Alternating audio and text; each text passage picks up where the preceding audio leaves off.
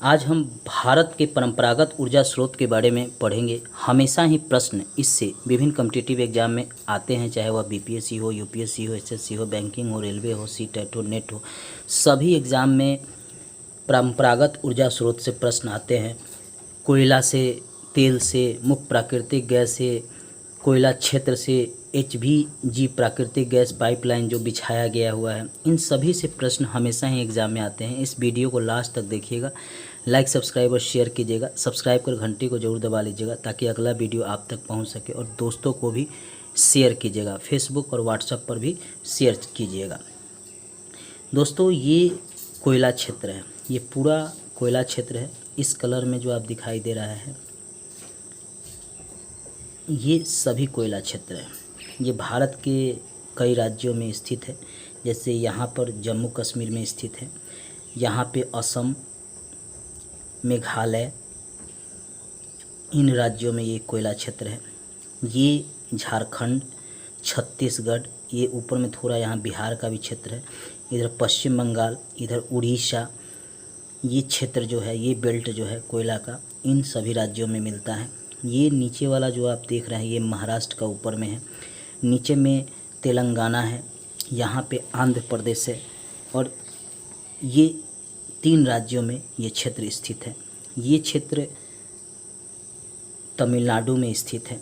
ये गुजरात में कोयला क्षेत्र स्थित है, यहाँ पे गुजरात का में ये स्थित है, और ये राजस्थान में स्थित है, पलाना ये इस जगह का नाम है। इतने बड़े क्षेत्रों में कोयला का क्षेत्र स्थित है। ये जो काला काला सा दिखाई दे रहा है बिंदु बिंदु, यहाँ से कोयला निकाला जाता है।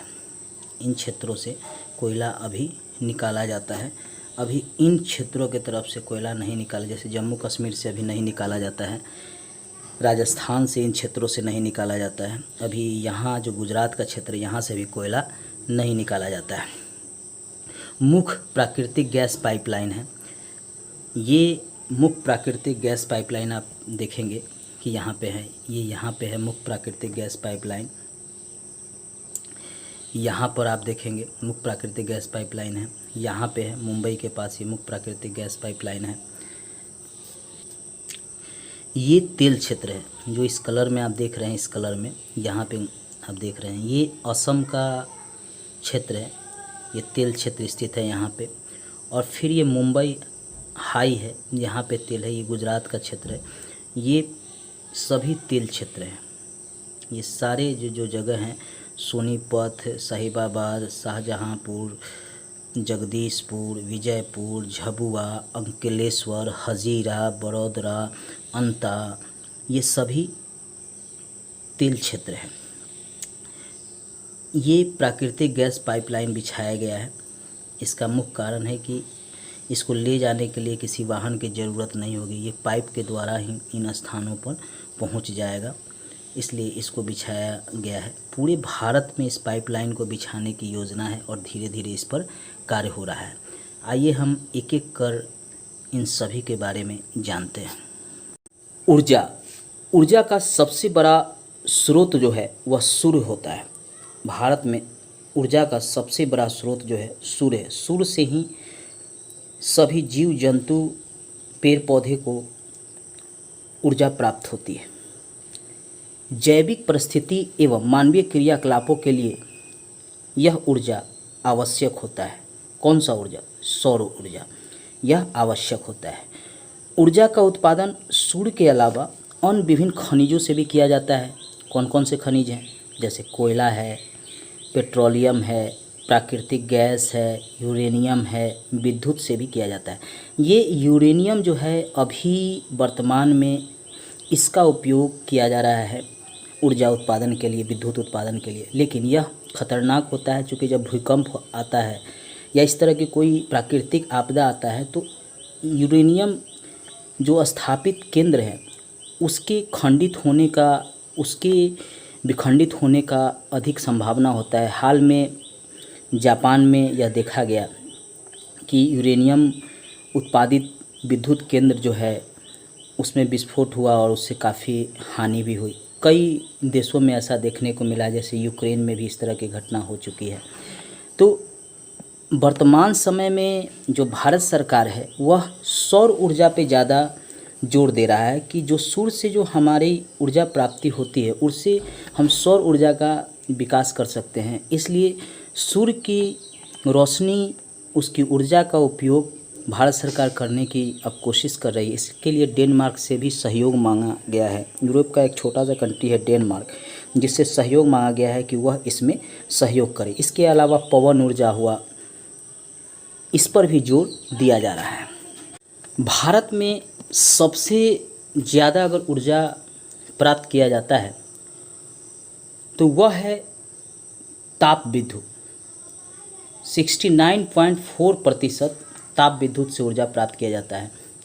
ताप विद्युत के अंतर्गत आते हैं कोयला, पेट्रोलियम, प्राकृतिक गैस, ये तीनों ताप विद्युत के अंतर्गत आते हैं, इसको याद रखिएगा।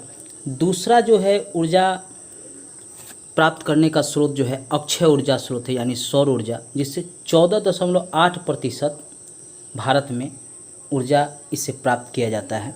जो ऊर्जा प्राप्त करने की जो संख्या है उसमें 14.8 अक्षय ऊर्जा से हम ऊर्जा प्राप्त करते हैं। तीसरे स्थान पे आता है पनबिजली ऊर्जा।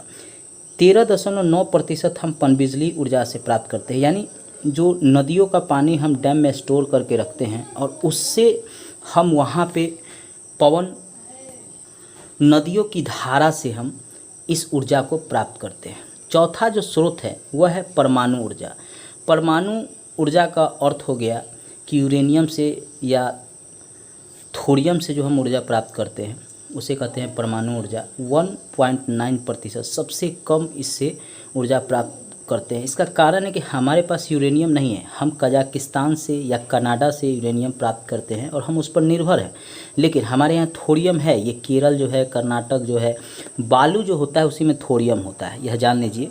तो हमारे यहाँ बालू तो पर्याप्त मात्रा में है, उसमें थोरियम है, लेकिन अभी जो है उससे ऊर्जा प्राप्त करने में हम उतना सक्षम नहीं हुए हैं। इस कारण थोरियम से अभी उतना ऊर्जा प्राप्त नहीं किया जा रहा है। भारत सरकार इसमें प्रयासरत भी है। ये डाटा याद रखिएगा, हमेशा ही डाटा से पूछता है प्रश्न कि किससे अधिक हम ऊर्जा प्राप्त करते हैं, सबसे कम किससे ऊर्जा प्राप्त होता है। तो ये याद रखिएगा, सबसे अधिक ताप विद्युत से, फिर अक्षय ऊर्जा से, फिर पनबिजली से, फिर परमाणु ऊर्जा से। अब है गैर वाणिज्यिक ऊर्जा स्रोत। तो गैर वाणिज्यिक ऊर्जा स्रोत का लगभग 60% जो है हम जलाऊ लकड़ी से प्राप्त करते हैं। आज भी लकड़ी का उपयोग जो है ग्रामीण क्षेत्रों में खाना बनाने के लिए तथा अन्य कार्यों में किया जाता है। दूसरे स्थान पे है गोबर गैस, जिसका उपयोग जो है 30% हम करते हैं। गोबर गैस का अर्थ है कि जो जानवर के मल मूत्र हैं उसका उपयोग हम बिजली उत्पादन के लिए करते हैं। इसके अलावा पेड़ पौधे का जो कचरा है उसका भी उपयोग हम इसमें करते हैं। अब गोबर गैस धीरे धीरे कम हो रहा है, क्योंकि कारण है कि जानवरों की संख्या जो है, खासकर गाय, बैल, भैंस की संख्या जो है कम हो रही है गाँव में, इसलिए गोबर गैस की संभावना अब कम हो रहा है। अपशिष्ट पदार्थ जैसे पेड़ पौधे का कचरा, जानवरों का कचरा, इन सब से हम गैर वाणिज्यिक ऊर्जा प्राप्त करते हैं। प्रश्न है, भारत में वाणिज्यिक ऊर्जा का सबसे बड़ा स्रोत कौन सा है? उत्तर है ताप विद्युत, 69.4% प्राप्त होता है। अगला प्रश्न है, भारत में अक्षय ऊर्जा से कितनी ऊर्जा प्राप्त होती है? कितनी प्रतिशत? 14.8% ऊर्जा अक्षय ऊर्जा से प्राप्त होती है। प्रश्न है, भारत में पनबिजली से कितनी प्रतिशत ऊर्जा प्राप्त होती है? 13.9% ऊर्जा पनबिजली से भारत में प्राप्त होती है। अगला प्रश्न है, भारत में परमाणु ऊर्जा से कितनी प्रतिशत ऊर्जा प्राप्त होती है? 1.9% परमाणु ऊर्जा से ऊर्जा की प्राप्ति होती है। अगला प्रश्न है, गैर वाणिज्यिक ऊर्जा का कितना प्रतिशत जलाऊ लकड़ी से प्राप्त होता है? उत्तर है 60% जलाऊ लकड़ी से प्राप्त होता है। अगला प्रश्न है, गोबर गैस से कितना प्रतिशत ऊर्जा प्राप्त होती है? 30% गोबर गैस से ऊर्जा प्राप्त होती है। अगला प्रश्न है, अपशिष्ट पदार्थों से भारत में कितनी प्रतिशत ऊर्जा की प्राप्ति होती है? 10% अपशिष्ट पदार्थों से भारत में ऊर्जा की प्राप्ति होती है।